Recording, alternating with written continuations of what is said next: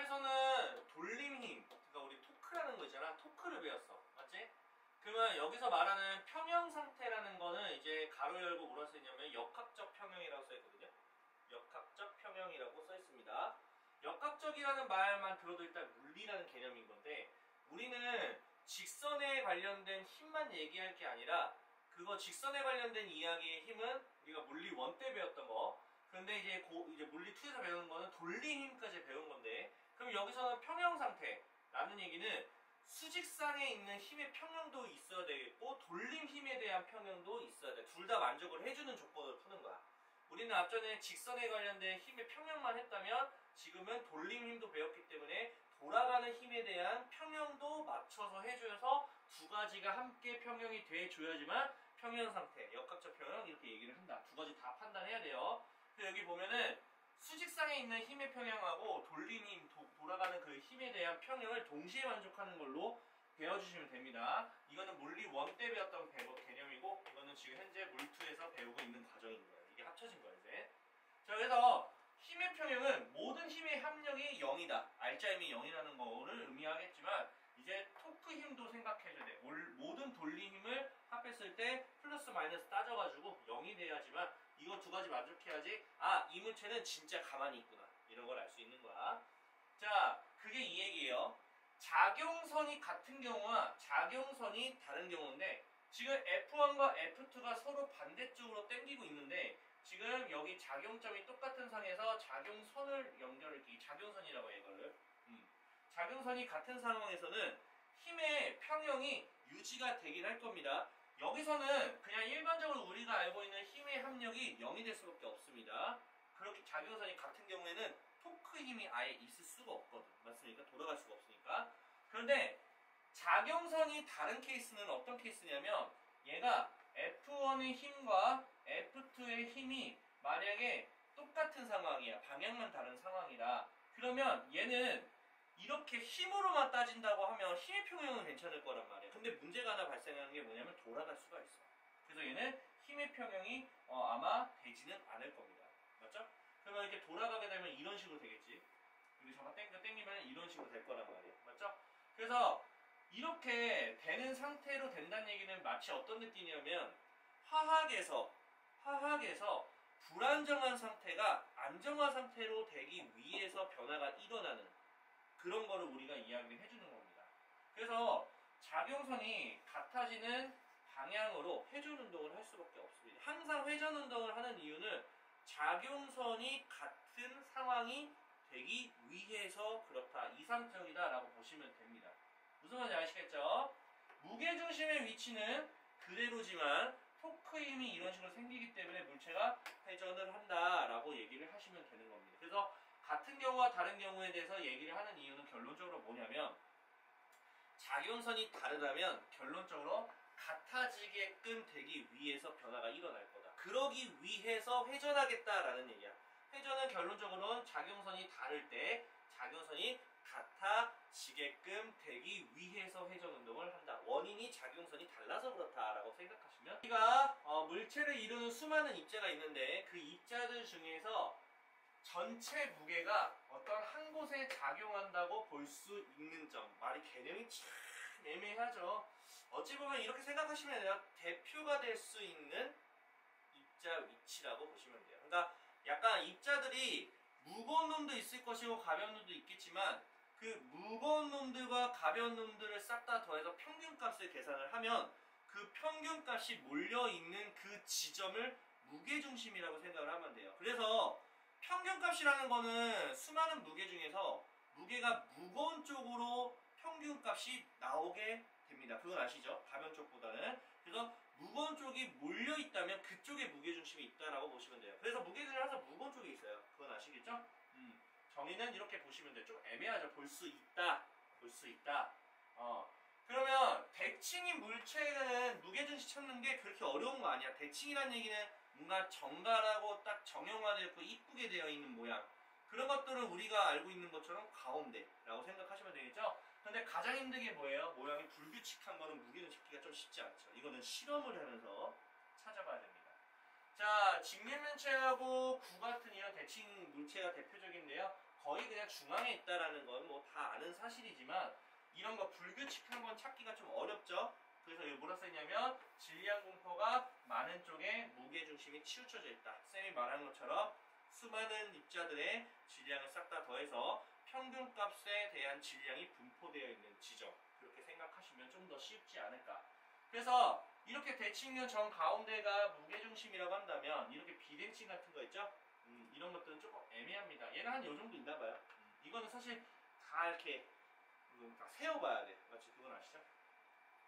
그리고 이 평형 상태로 무게중심, 자 이거 되게 중요하거든요. 자, 뭐 별거 없어요. 무게중심이라는 그 지점이 사실은 무슨 뜻이냐면 그 무게중심이라는 곳이 딱 찍었을 때 거기다가 찍었을 때 어떤 실을 달거나 하면은 돌아가지도 않고 내가 뭔가 한쪽으로 치우쳐거나 움직이지도 않아요. 그러니까 힘의 평형이 딱 있는 그 지점을 무게중심이라고 하겠죠. 그래서 무게중심 찾는 방법보다는 자 여기서 말한 똑같죠. 힘의 평형과 토크 힘의 평형을 평형 상태를 이루는 그 유지 상태인 점, 그게 무게중심이에요. 무게중심 엄청 중요하겠죠 아무래도.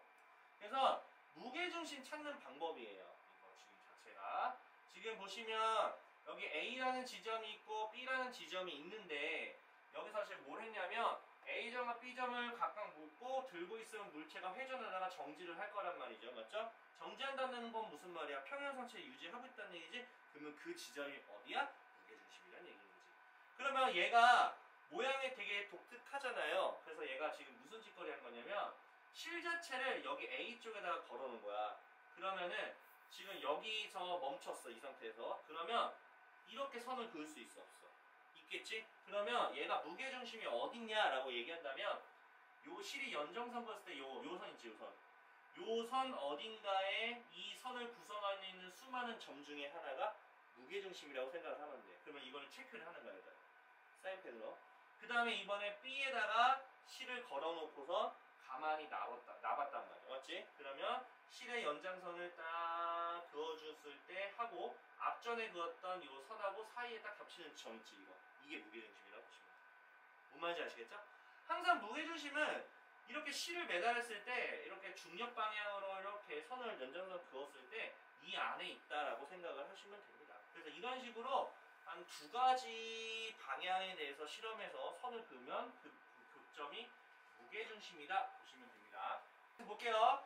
그러면 무게중심은 결론적으로 뭐냐면 힘의 평형도 유지가 되고 그 다음에 토크 힘의 평형도 유지가 되는 지점이라고 한다면 굉장히 구조물적으로 안정성이 있지 않을까? 그래서 건물도 그렇고 모든 건축물 싹 다 무게중심을 알아야지만 이 건물이 무너지지 않고 거기를 지지를 하면서 이제 건물이 튼튼해질 수 있다. 그 안정성에 대한 이야기. 거의 건축학과에서 배우는 그런 내용이다 보시면 되는데 자, 그럼 무게중심이 찾는 방법은 간단하게 설명드렸고요.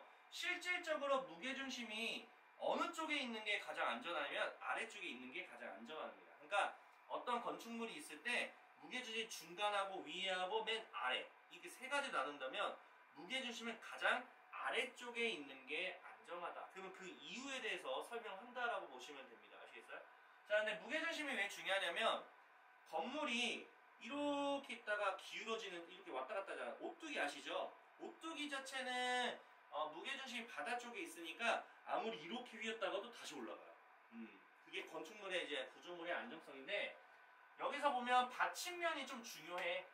굉장히 중요한 거거든요. 즉 받침면 안쪽에 무게중심의 작용선이 들어가 있으면은 가장 안전하다 보시면 돼요. 근데 애들이 이게 무슨 소리냐 라고 잘 모르는 케이스가 너무 많아요.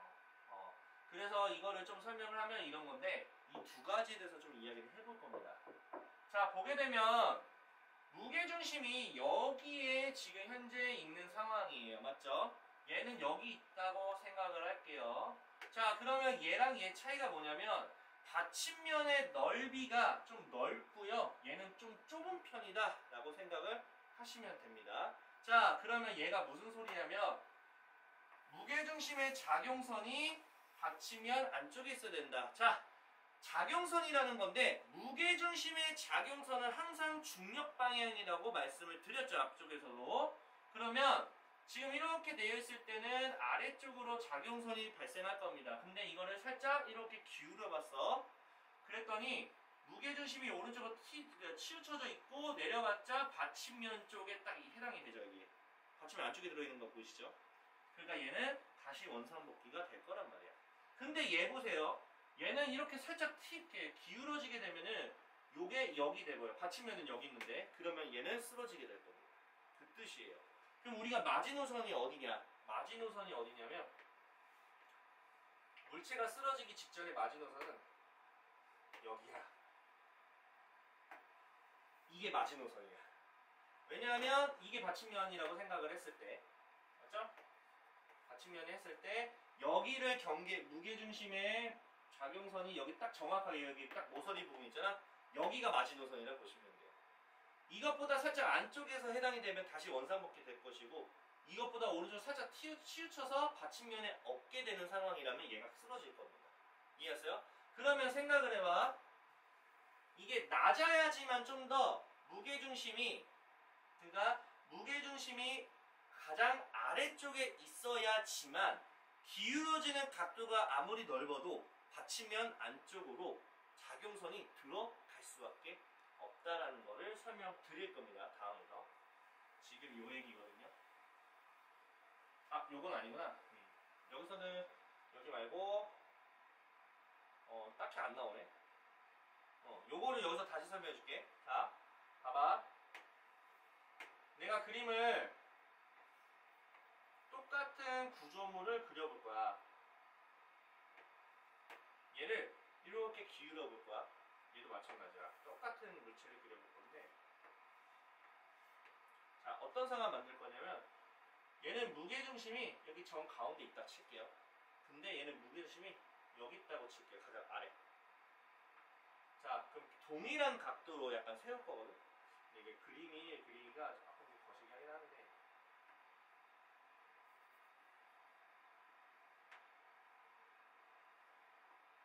이 형식으로. 야, 이 그림이 그림이 어떻게 될지 모르겠다. 야. 그러니까 이런 느낌으로 그릴게요. 얘는 무게중심이 이렇게 치우쳐져서 가운데 있을 것 같지? 근데 얘는 좀 아래 있을 거란 말이야. 그림이 좀 뭔가? 아, 여기죠. 봐봐. 이거만 그려도 또 보잖아. 얘는 여기거든? 딱 경계. 근데 얘는 여기 있잖아. 그래서 무게중심이 위에 있는 것보다는 아래쪽에 있는 게 받침면에 무조건 도달할 수밖에 없어. 들어갈 수밖에 없다. 그래서 무게중심이 바닥에 깔린 게 좀 더 이렇게 기울었을 때 넘어지지 않게 되는 게 무게중심이 가운데 있어. 바닥에 있어야 돼. 그래서 스포츠카 있죠? 스포츠카가 바닥이 무거워요. 바닥이 무겁다고 봅니다. 왜냐면 스포츠카는 바닥에 붙어서 가잖아. 그 말은 뭐냐면 얘네가 기울어도 다시 이제 원상복귀 될 가능성이 높단 말이에요. 그렇게 만들었어, 원래 구조 자체가. 그래서 웬만한 것들은 배도 그렇고 모든 차도 그렇고 무게중심이 아래쪽에 깔리게끔 뭐 하는 줄 알아? 무거운 걸 바닥에 둔단 말이야. 자, 예를 들어서 비행기도 마찬가지야. 비행기에 짐을 실잖아. 그러면은 가장 아래쪽에다가 무거운 걸 실어서 무게중심이 좀 더 좀 무겁게 만들어주는 것도 있고요. 배도 마찬가지야. 가장 이제 그 계단이 있을 거야, 배 안에서도. 그럼 가장 바닥에 있는 거에다가 무거운 걸 좀 웬만하면 실어요. 그래서 자동차나 이런 것도 싣고 넘어가면 항상 그 맨 바닥에다가 놔요. 무게중심이 좀 아래쪽에 깔리게끔 일부러 만듭니다. 그래야지만 기울어도 원상복귀가 되는 원리가 되는 거예요. 이렇게 받침면에 도달할 수밖에 없기 때문에. 무슨 말인지 아시겠죠? 그래서 무게중심 바닥에 있는 게 좋아요. 그래서 잘 안 넘어. 그래서 결국에는 기울었을 때 다시 말씀드릴게요. 만약에 어떤 사고로 인해서 살짝 기울었어. 그러면 기울인 대로 넘어질 수도 있겠지만 기울인 대로 다시 원상복귀 될 수 있겠죠? 원상복귀 되는 힘을 뭐라고 하냐면 복원력이라고 합니다. 복원력. 자, 여기 보시면 평형 상태에서 벗어난 물체를 원래 위치로 되돌리려고 하는 힘을 복원력이라고 한다 보시면 돼요. 말 그대로 복원이야. 자, 그 다음에 역학적 평이 깨지더라도 방금 얘기했던 것처럼 깨지더라도 무게중심의 작용선을 연결해봤더니 받침면 위를 벗어나지 않는다면 복원력이 작용하여 다시 원래 상태로 되돌아 갈 것이다 라는 게 복원력이다 라고 생각하면 됩니다. 오뚜기가 내가 아까 말했듯이 무게중심이 일부러 아래쪽에 있게끔 해서 절대로 넘어지지 않아요. 얘는 절대로 안 넘어가. 왜냐면 이게 바닥면이라고 가정하면 얘는 완전히 옆으로 누웠어도 그래도 받침면에 딱 있잖아. 보이시죠? 그러니까 얘는 죽어도 안 넘어져. 이해가? 얘는 절대 넘어질 수가 없다. 일부러 그렇게 고안한 거야. 그러면 우리가 뭔가 건축물을 만들 때 그런 얘기도 할 수 있지 않을까? 무슨 얘기를 하냐면, 근데 건축물은 참 웃기게도 받침면 자체가 이렇게 된단 말이야. 그러면 뭐 오뚜기는 어차피 만약에 이런 거야. 건축물을 내가 만든다면 나는 오뚜기랑 비슷하게 이런 식으로 만들지 않을까? 아 물론 세워지긴 해. 근데 좀 흔들리긴 하겠지. 오늘 좀 위험하긴 한데, 그래서 이거를 약간 나는 그런 생각도 했어. 어차피 건물은 세워야 되잖아. 오뚜기처럼 둥글할 수는 없잖아. 그래서 이걸 약간 뭔가 이렇게 이런 식으로 해가지고 여기다가 바닥에다가 두게 되면은 넘어지지 않을 것 같은 느낌. 난 이렇게 할 것 같아. 오뚜기는 여기가 약간 둥글해가지고 흔들흔들하거든. 근데 얘는 조금이라도 평면으로 만들어서 건축물을 지은다면, 물론 다른 것도 고려하겠지. 이런 식으로도 지을 수 있지 않을까? 여기 무게중심을 여기다가 두면. 그러면 얘가 만약에 바닥에서 넘어졌다고 칠게. 아이러니하지? 근데 나 이거 가능할 것 같은데? 약간 건축물이 이렇게 넘어졌다 치면은 무게중심 여기 때문에 오뚜기처럼 거의 넘어지지 않을 거, 다시 이제 원상복귀가 되지 않을까? 약간 복원력이 좀 있지 않을까? 물론 건물이 무너졌다가 이렇게 다시 할 수는 없는데, 만약에 이런 원리라면은 둥글둥글하게 만들면 건물이 제대로 서 있을 수 없으니까 평지는 좀 만들어 주되 무게중심이 여기 받침면이 이쪽까지 사용을 한다면 절대로 오뚜기처럼 넘어지지 않겠다. 배를 배울 건데, 배를 보게 되면은 이렇게 뜨잖아, 맞지? 실제로 이렇게 되는데, 지금 보면 배가 굉장히 안정적일 때하고 배가 살짝 기울어지게 되면은, 자, 무게중심이 여기 있는 상태야. 얘는 약간 기울어지면 무게중심의 작용선이 살짝 왼쪽으로 치우치는 건 아시겠죠? 이렇게 치우쳐져 있고요. 근데 부력의 작용점도 있습니다. 부력이라는 것도 되게 중요한데요. 부력은 이제 말 그대로 뭐예요? 물이 배를 이렇게 띄우는 힘이라고 보시면 돼요. 그것도 부력 당연히 무시할 수가 없겠죠. 그렇게 보시면 됩니다. 자, 그러면 우리가 배가 굉장히 안정적일 때는 어떤 상황이냐? 여기 그림에 있는 것처럼 무게중심의 작용선과 부력의 작용선이 똑같으면 배가 굉장히 안정하다라고 생각하시면 됩니다. 거의 기울이지 않을 겁니다, 이럴 때는. 근데 만약에 부력의 작용선과 무게중심의 작용선이 이렇게 완전히 다르잖아, 맞지? 다르게 되면 배가 기울어진다라고 보시면 됩니다. 아시겠어요? 그래서 배를 애초에 만들 때 부력이 작용하는 그 점을 찾아가지고 그 위에 작용선선에 맞춰서 그쪽을 보통 무거운 물건들을 실을 수 있는 공간을 만들어주는 게 일반적입니다. 그래야지만 무게중심하고 부력의 작용선선이 맞아 떨어지니까 배가 기울어서 다시 원상복귀되는 복원력이 발생돼서 이렇게 안정하게 유지가 된다라고 보시면 됩니다. 그게 이 얘기예요. 중력과 부력이 복원력으로 작용을 한다는 얘기야. 이렇게 작용선이 일치하게 되면, 그러면 약간 기울어지더라도 다시 원상복귀 될 거다라는 겁니다. 그렇게 보시면 됩니다. 그래서 실질적으로 배는 무거운 짐을 아래에 실어서 무게중심이 낮게 하도록 한다. 그거는 오뚜기 할 때 다 했습니다. 아시겠죠? 이제 생활 속에서 이런 구조물이 안정한 정도를 좀 보셔야 되는데, 자, 보게 되면 크레인의 평형추 별 치시고 선반에 받친 데 별 쳐주세요. 이 두 가지 문제가 100% 나옵니다. 이건 무조건 나오죠. 항상 나오는 거고 난이도 있는 걸로 대표 자료 문제 이거 있을 겁니다. 두 가지 문제가. 자, 보시면 크레인 뭔지 아시죠? 건물 지을 때 항상 노란 색깔 겁나 기다랗게 위에 떠 있는 거. 자, 한쪽에는 평형추가 있고요. 한쪽에는 어떤 뭐 철근이나 이런 것들을 실을 수 있어서 올리거나 내리거나 하기 위해서 고리가 하나 있을 거예요. 그러면 철근 때문에 내려갈 거니까 얘가 이렇게 토크 힘이 발생할 것이고, 근데 평형추가 이쪽에서 하게 되면은 얘가 이런 식으로 토크 힘 발생하니까 얘랑 토크 힘의 상쇄를 시켜서 유지를 해주는 게 포인트인데, 평형추를 이 무게에 따라서 토크 힘을 계산을 해서 평형추를 여기다가 달지 여기다 달지 여기다 달지를 지정을 해가지고 저 크레인이 넘어지지 않게 안정하게 유지를 하게끔 그렇게 계산을 해서 평형추를 유지를 합니다. 그래서 내가 알기로는 이 크레인 기사들 있잖아. 이 기사들 이게 토크 힘 구하는 거 배워야 돼. 실제로 시험이 있다는 거 난 알고 있거든요. 그 산업기사 시험에 있어요, 이거는. 아, 무슨 말인지 아시겠죠? 우리가 앞에 배웠던 그거 하는 거예요. 그 다음에 선반에 받침대도 마찬가지예요. 받침대 지금 이렇게 세우는 거 많이 아시죠? 이거를 아마 벽일 거예요, 벽. 벽에 피스를 박아놓고 이 선반이 원래 있잖아. 받침대가 없으면 선반이 이렇게 내려가지, 맞지?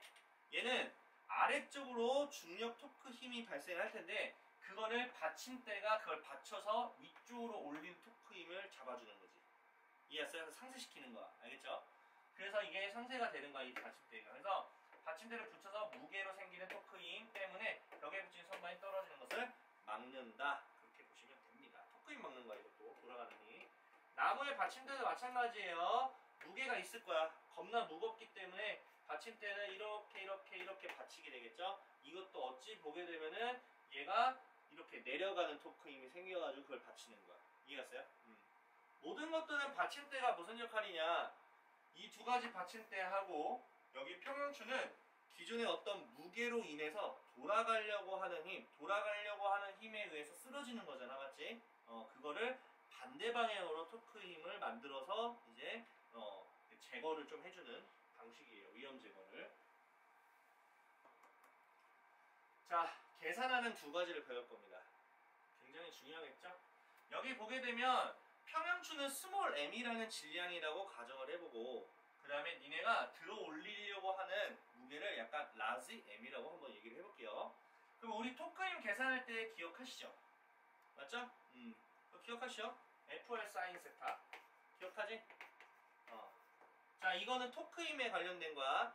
자, 그럼 우리가 어쨌든 평형을 유지하려면 두 가지 힘을 다 유지를 해줘야 돼.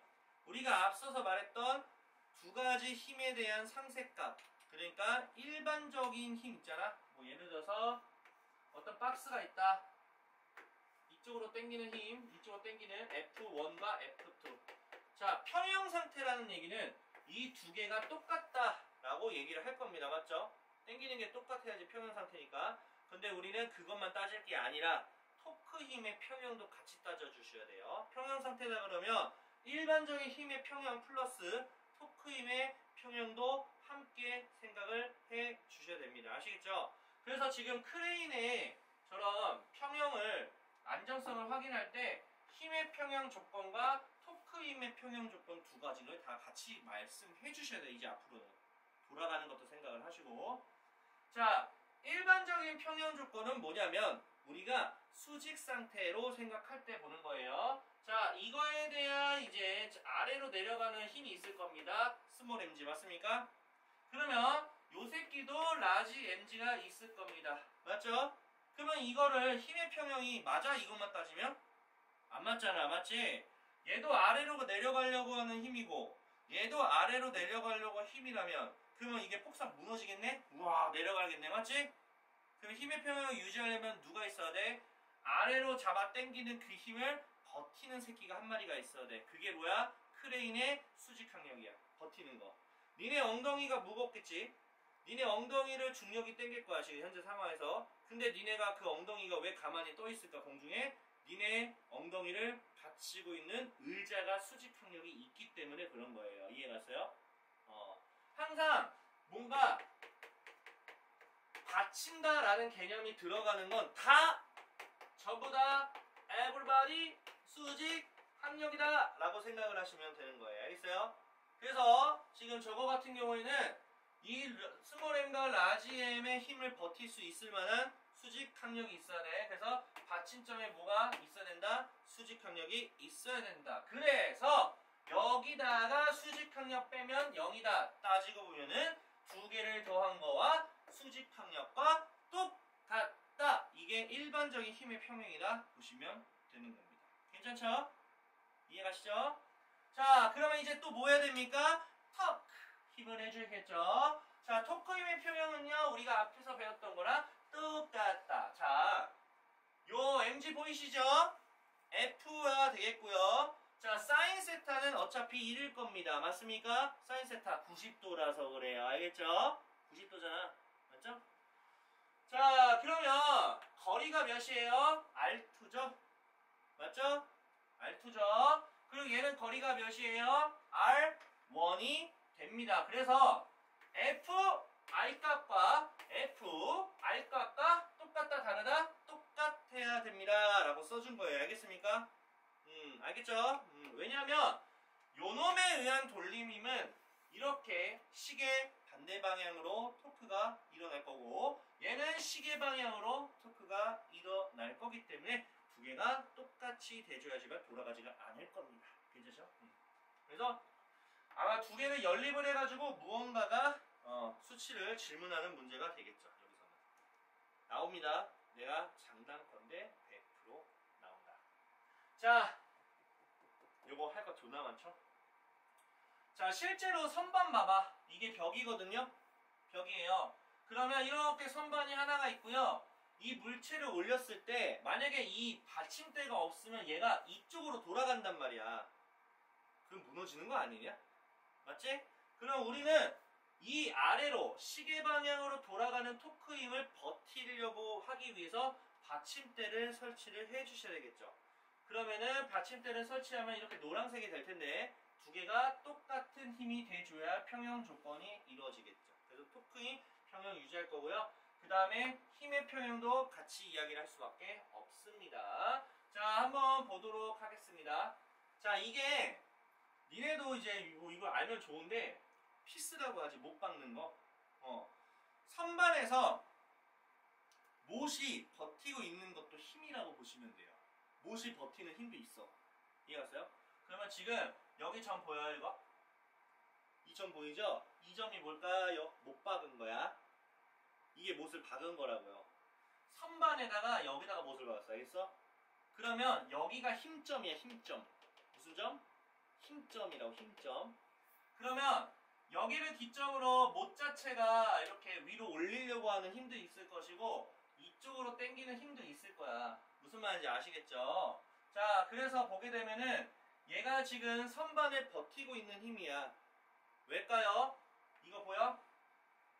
얘 무게도 있고 얘 무게도 있어. 이 무게를 두 가지를 한꺼번에 가게 되면은 이런 조건은 무게가 될 것이고.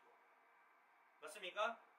그거를 반대쪽으로 이제 올리려고 하는 힘인 못의 W라는 힘만큼이 있을 겁니다. 맞죠? 그게 똑같아야지만 힘의 평형이 유지가 된다는 얘기야. 쌤! F값을 왜 안 합니까? 야, 생각을 해봐. 이 무게는 아래쪽이야. 맞지? 그러면 이쪽으로 F가 한 걸 뭔 상관이야? 상관이 없잖아. 수직관계인데. 항상 이렇게 반대 방향으로 올리려고 하는 힘도 있다.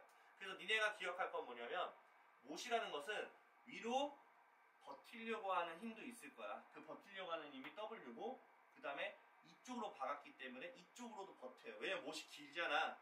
그래서 길기 때문에 긴 쪽으로 이렇게 버티는 거. 버티는 힘은 위로 올라가는 걸로 힘을 생각하면 돼. 중력이 당기는 거에 버티는 거니까.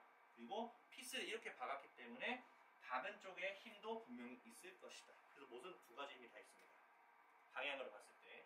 그래서 무게를 버티는 힘의 평형은 올리려고 하는 못의 W 힘과 내리려고 하는 무게에 대한 힘이 똑같다라는 평형 조건을 쓰셔야 된다는 얘기예요. 무슨 말인지 아시겠죠? 이거 되게 중요하니까 잘 들어야 돼.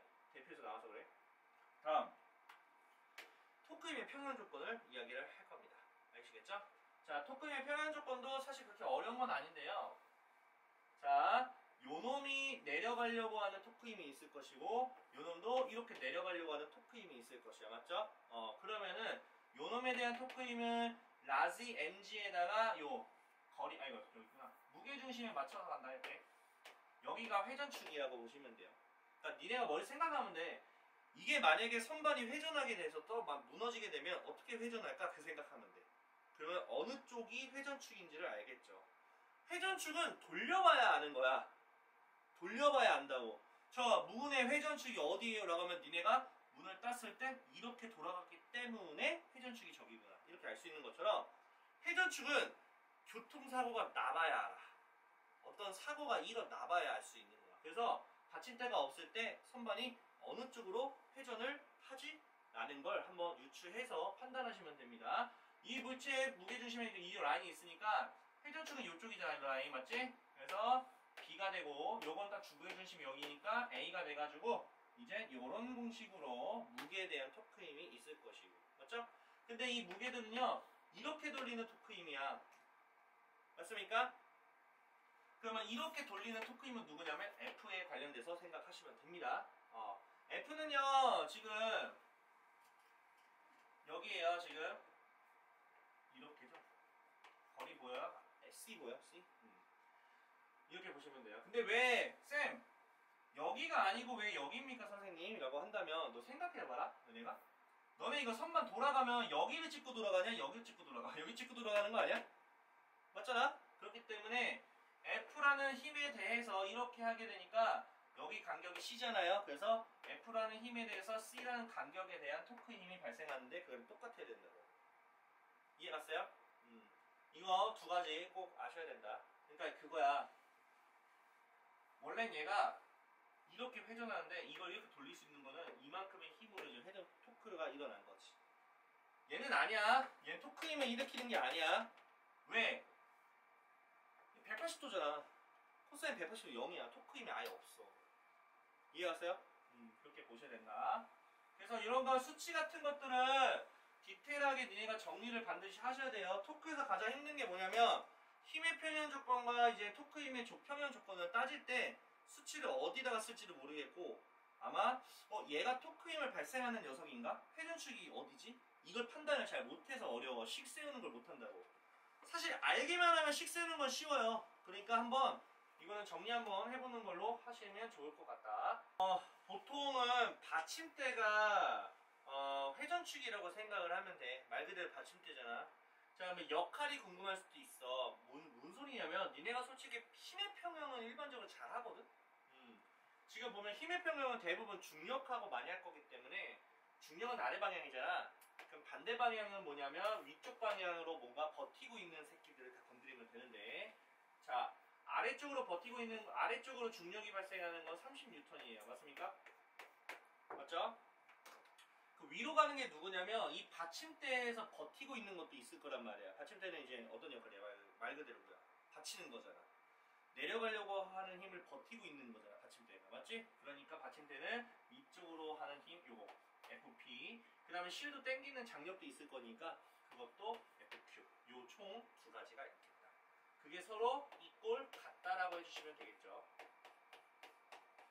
이렇게 쓰시면 됩니다. 무슨 말인지 아시겠죠? 여기서는 이제 넘겨서 방정식 빼기로 푸는 거고. 자, 이번에 토크 힘을 한번 진행을 해볼 건데요. 지금 중요한 건 뭐냐면 실이 견뎌야 하는 힘이 지금 궁금한 거잖아. 맞지? 그러면 니네 머릿속에는 뭘 생각하면 되냐면 회전축을 일단 잡아야 돼. 자, 회전축은 누구로 잡냐면 당연히 요 받침대로 잡으셔야겠죠. 이해가시죠? 그래서 이게 회전축이라고 가정을 하게 되면은 토크 힘은요 요 놈이 어떤 역할, 그 다음에 실이 토크 힘도 발생할 거야. 두 가지가 토크 힘이 발생할 거야. 그러면 얘가 토크 힘은요, 오케이? 얘 역할이 뭐야? 아래쪽으로 힘을 당기지. 그 회전축이 여기기 때문에 얘는 얘로 인해서는 이렇게 회전을 할 거란 말이야. 맞죠? 요 무게 때문에 이 회전축을 기축으로 해서 이렇게 돌아갈 거라고. 맞잖아? 너네 실이 안 버티고 있다라고 생각을 해봐. 그러면 얘가 회전을 어떻게 해? 저 막대기가? 이렇게 회전하잖아. 맞지? 그러니까 이게 회전을 만약에 니네가 궁금한 게 요 새끼 역할이 너무 궁금해. 요 새끼가 분명히 돌아가게 하긴 할 건데 어느 쪽으로 돌아가는 게 궁금하다 그러면 다른 애를 없애봐봐. 얘를 딱 없애버리면 알아. 그럼 얘 역할이 뭔지 아는 거야. 알겠지? 얘가 역할이 뭐냐면 이렇게 회전력이 일어나게 되겠구나 생각을 하시면 되고요. 그러면 실의 역할은 뭘 것 같아? 힘이 이렇게 발생하니까 이제 어떻게 됩니까? 이렇게 힘이 발생한다 생각해서 얘를 없애봐. 그러면 이게 올라가겠지, 이런 식으로. 이해갔어요? 그렇기 때문에 얘 역할은 어떤 방향으로 토크 힘이 발생합니까? 이렇게 발생합니다. 그럼 두 개 토크 힘이 반대 방향이니까 똑같은 토크가 발생하면은 토크 힘의 평형이 유지가 되겠죠. 자, 그러면 어차피 얘는 90도잖아. 얘도 90도이기 때문에 사인 세타 값은 1입니다. 신경 쓰지 마세요. 30 곱하기 1. 얘는 곱하기 4. 이렇게 되겠죠. 무슨 말이겠어? 3이란 거는 1m하고 2m 토탈 합쳐 3m니까. 그러면 이제 어떻게 하면 됩니까? 이거 3분의 1로 쪼개게 되면 FQ 나와 안 나와? 나오죠? 10N. 그래서 실의 장력이 궁금해요. 몇 미터? 10N이라고 해주시면 됩니다. 이렇게 푸는 거야. 무슨 말인지 아시겠죠? 좀 웃기긴 한데 잘 봐. 회전축 있잖아. 그러니까 우리가 이게 어쨌든 간에 회전축을 설정을 해줄 건데 받침대가 두 가지가 있어가지고 오케이? 받침대가 두 가지 있어서 받침대 두 개 중에 회전축을 한 가지만 설정해서 풀면 되는 거야. 이해갔어요? 근데 그러면 받침대가 두 개이기 때문에 사람마다 회전축을 설정하는 게 달라져. 어떤 친구는 요거를 회전축을 하는 친구가 있고 어떤 친구는 요걸로 회전축을 하는 경우가 있지만 두 가지를 해도 상관없어. 자, 근데 대부분은 웬만하면 한쪽 끝자락에 있는 받침대가 있다면 그걸 회전축을 하는 게 좀 더 깔끔하게 떨어질 거야. 이해갔습니까? 그걸 좀 아셔야 됩니다. 그러면 가장 먼저 회전축을 요 놈으로 지정하고 할게요. 아마 답지나 이런 데도 다 이걸로 시작을 했을 겁니다. 하지만 나는 이따가 요것도 한번 해볼 거야. 답지가 똑같이 나온다는 것도 보여주고 싶어서. 그럼 내가 요 놈을 회전축으로 진행을 할 거야. 자, 그러면 가장 먼저 해야 될 게 뭐야? 힘의 평형이야. 알겠죠? 무슨 평형? 힘의 평형이야. 힘의 평형. 자, 힘을 봤을 때 받침대 P와 받침대 Q는 전부 다 저 막대기를 받치고 있는 힘이 위쪽을 향해서 힘의 평형이 반드시 있을 거란 말이죠. 그럼 위쪽 방향에 P라는 받침대는 FP라고 얘기할 거고 같은 방향이기 때문에 Q라는 받침대는 FQ라고 얘기를 하겠습니다. 이거는 다 위쪽으로 힘이 발생하는 거다 보시면 되고요. 그 다음에 4kg하고 2kg짜리는 전부 다 무게중심보다는 저 중력 때문에 아래로 내려가려고 하는 힘인데 어차피 이거는 합쳐서 한 번에 해도 상관없는 거잖아요. 6kg에 가속도가 10이니까 60N이라고 할 수가 있는 거죠. 그래서 이게 60N이랑 똑같습니다 라고 얘기하는 게 힘의 평형에 대한 이야기다. 이거는 받침대가 P로 하든 Q로 하든 전혀 상관이 없는 얘기고 똑같은 얘기예요. 알겠죠?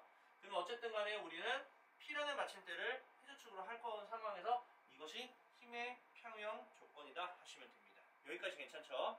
그 다음에 두 번째는 뭐냐면 드디어 P라는 받침대가 회전축이라고 가정할 대로 진행하겠습니다. 그러면 P에서는 토크 힘이 발생하지 않는다. 이해가시죠? 그럼 나머지 가지고 토크 힘을 이야기를 할 건데 자 2kg하고 4kg은 전부 다 이 받침대 다 오른쪽에 있죠. 무게중심 자체가.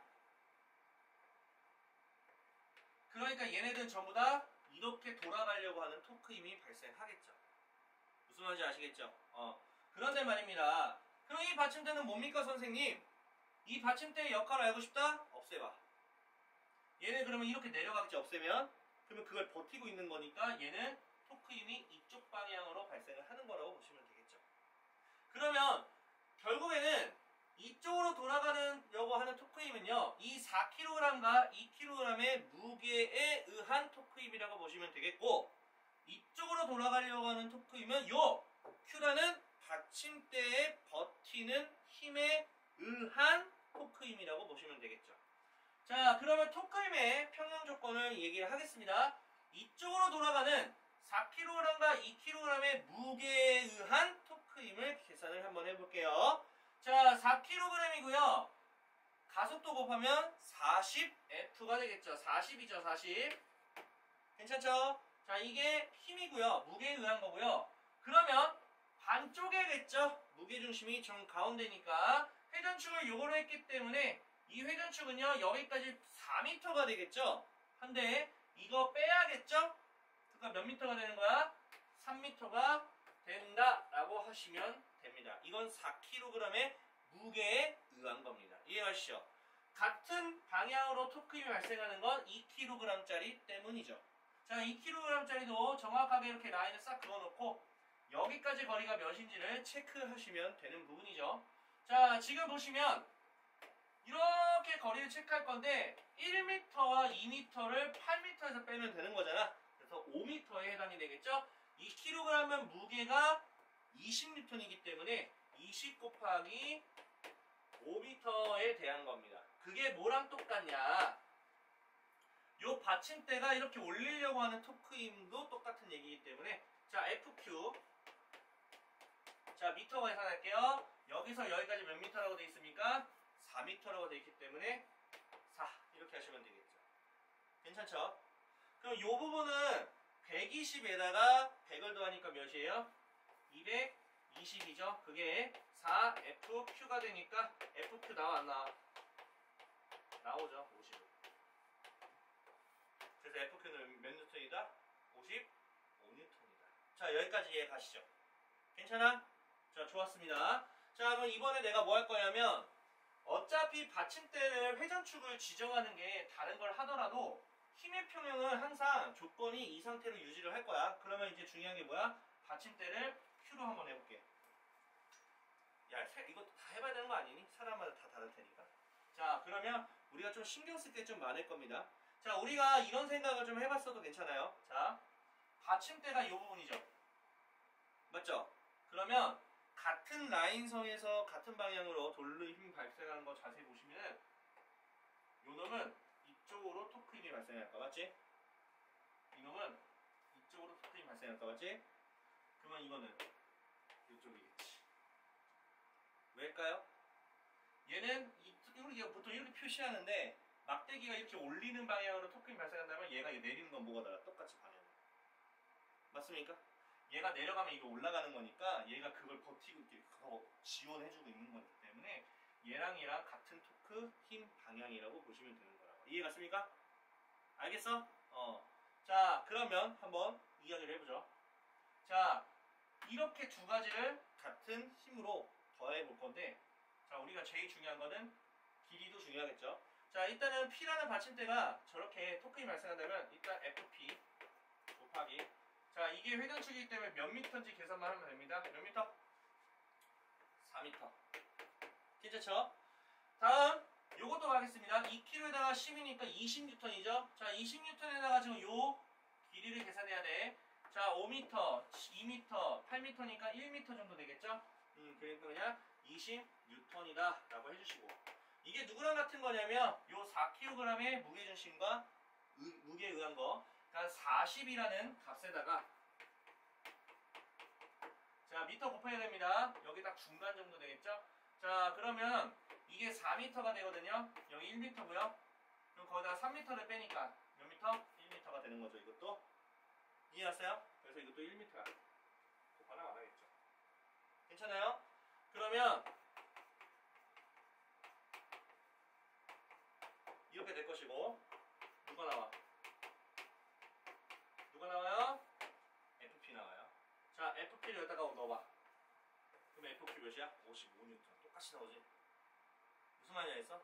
이런 식으로 계산하는 거야. 그러니까 무슨 말이냐면 받침대가 회전축이 될 수 있다는 건 개나 소나 다 아는 사실이야. 그런데 그 받침대 중에서 회전축을 아무거나 하나 지정해서 그 새끼는 돌림 힘이 없다고 하고 나머지는 다 돌림 힘이 있는 걸로 하고 계산을 해주면 된다는 얘기야. 그러니까 어떤 받침대를 회전축으로 해도 나온다 안 나온다? 나온다는 얘기야. 하지만 이왕이면 받침대가 끝자락에 있는 새끼를 회전축으로 하는 게 그나마 낫다라는 이야기가 되는 거야. 무슨 말인지 아시겠죠? 그 차이지 사실 똑같은 거야. 무슨 말인지 알겠어? 확인 문제죠. 자, 가로 안에 쓰세요 라고 되어 있는데요. 무게중심인데요. 대칭 상황이니까 정 가운데니까 우리가 2m라고 해주시면 될 것 같고요. 자, 이번은 야구 방망이처럼 비대칭 정도 되게 되면 무게중심은 사실 찾아보셔야 돼요. 물체를 떠받칠 때 뭐가 있는 부분을 떠받치면 물체는 뭐 만족을 한다. 무게중심이라고 쓰시면 되겠죠. 이렇게 3번 지금 받침대가 있고요. 손으로 그걸 받치고 있다. 자, 오케이. 가로 안에 쓰시고 중력가속도 10으로 하자. 막대의 무게중심은 받침대로부터 몇 미터 떨어졌냐? 4미터 전체니까 중간 정도니까 여기까지 2미터 정도 떨어졌다 하시면 될 것 같고, 받침대를 만약에 회전축으로 만약에 지정을 했다. 그러면 무게중심에 의한 돌림 힘은요. 자, 10kg짜리에 의한 거기 때문에 중력가서 10 곱하면 일단 100N에다가 자, 받침대가 이제 회전축이니까 2m가 되겠죠? 이렇게 되겠다. 그러면 200Nm다. 돌림이. 그 다음에 3번. 손이 막대를 받치는 힘의 크기. 아, 이렇게 올리는 거죠? 받침대를 올리고. 이거 맞지? 그러면은, 잠깐만. 뭔가 이상한데? 미쳤나? 너 뭐 하는 거야? 토크 힘이 똑같다 해야지. 다르지? 지금 얘는 200이라는 토크 힘이 발생을 하죠. 아래쪽으로. 그럼 얘는 이게 올리는 토크 힘이죠. 자, 지금 힘의 크기죠. F 뭔지 모르겠지만 지금 거리가 4m에 해당이 되기 때문에 요거랑 똑같으니까 50N 맞지? 이렇게 해줘야지. 그리고 받침대가 막대를 딱 받치는 힘의 크기죠. 그러니까 얘는 맞춰서 우리가 계산을 해주겠네요. 일단은 얘가 50N으로 위로 올리고 있다는 건 알고 있잖아, 맞지? 자, 그러면 이거를 이제 일반적인 힘의 평형으로 계산해 주겠죠. 자, 받침대가 이제 올리는 거 F라고 가정을 해보겠습니다. 그럼 얘는요, 지금 10kg이니까 100N 정도라고 해줄 수 있겠죠. 자, 그러면 50과 F를 더한 거는 이게 돼야 되니까 얘도 50 정도 되겠다. 이렇게 하시면 되겠죠. 4번 볼게요. 평형 상태를 유지해야 되고 평형상 깨지더라도 복원력이 작용해서 원래대로 돌아간다 하시면 돼요. 복원력. 그리고 이거는 힘의 평형과 돌림 힘의 평형을 동시에 작용을 해야 된다. 만족해야 된다 하시고. 자, 물체의 무게중심의 작용선이 받침면을 벗어나면 중력에 의한 돌림힘이 발생하여 물체가 넘어지게 된다 쓰시면 되겠죠. 이 평형 상태를 유지하기 위해서는 힘의 평형이나 돌림힘 평형 한 가지만, 두 가지 만족을 해줘야 됩니다. 자, 외부의 힘에 의해 구조물이 평형이 깨졌을 때 받침면이 넓고 무게중심이 낮을수록 안정한 상태로 되돌아갈 수 있다. 맞는 얘기예요. 좁은 것보다 넓은 게 나아요. 무게중심이 높은 것보다 낮은 게 낫다.